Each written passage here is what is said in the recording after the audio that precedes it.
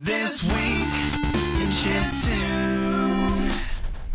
Hey, I'm here with Chipocrite. He just put out his new album, Wordplay, on Bandcamp. How long have you been writing this thing? I started tracking them on Game Boy, in some cases when I first started, using the software at all.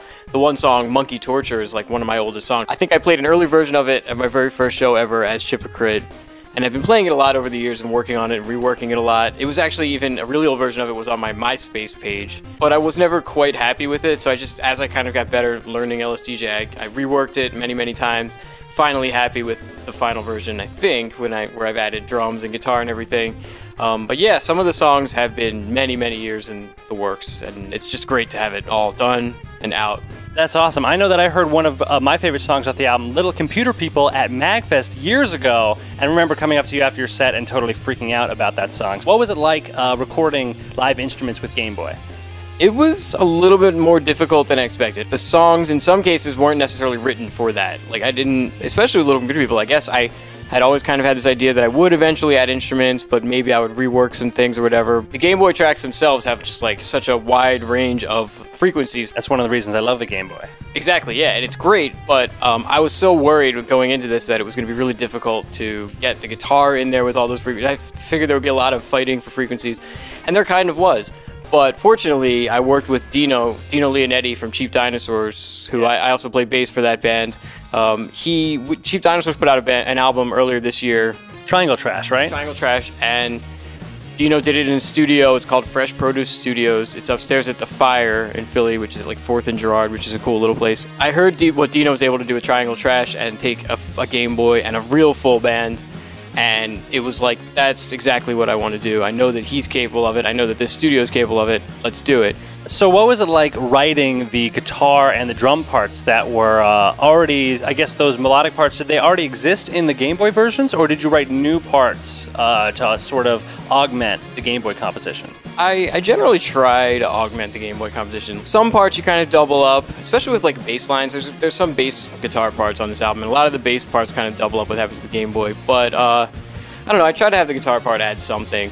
And usually the way I come up with a guitar part, if I don't really already have it in my head and I'm just kind of editing it, I'll play through the song. I'll just like, the Game Boy part will be done and I'll set it up and I'll set up my guitar rig and I'll just kind of like start playing.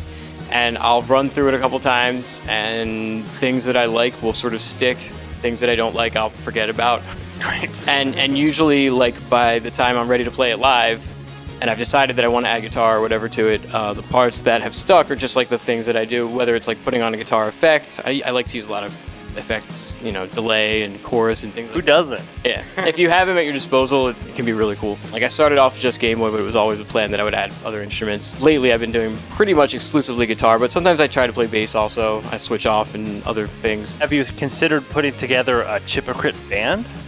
I've thought about it. Maybe someday. My drummer is this guy, Josh Steingard. He's amazing. He did an amazing job. I mean, he's such a huge part of why I'm happy with this album, because he just executed everything so amazingly. But I saw you and Josh play together, and it was awesome. It really came through live. Like, it was an experience for sure. It's fun, and it's interesting. You asked about adding drum parts. I kind of have him double a lot of the Game Boy parts, but I think some of the best parts of the albums are the part where he's kind of doing things differently than the Game Boy, and we kind of all agreed that it worked. We were like, oh, the snare isn't hitting at the same exact point in that measure, but like, that sounds pretty cool, so let's just keep it. It's almost like having like two drummers, like the Allman Brothers or some band like that, where like you can hear them kind of like feeding off each other, and it's funny to think of him feeding off of a Game Boy, but I think there are some moments in the album where it really works like that. You can pick up the new album at chipocrite.bandcamp.com. Tell us a little bit about the bonus content that you offer with the Bandcamp download, because it's crazy. There's 20 bonus tracks on the album. 9 of the 11 songs on the album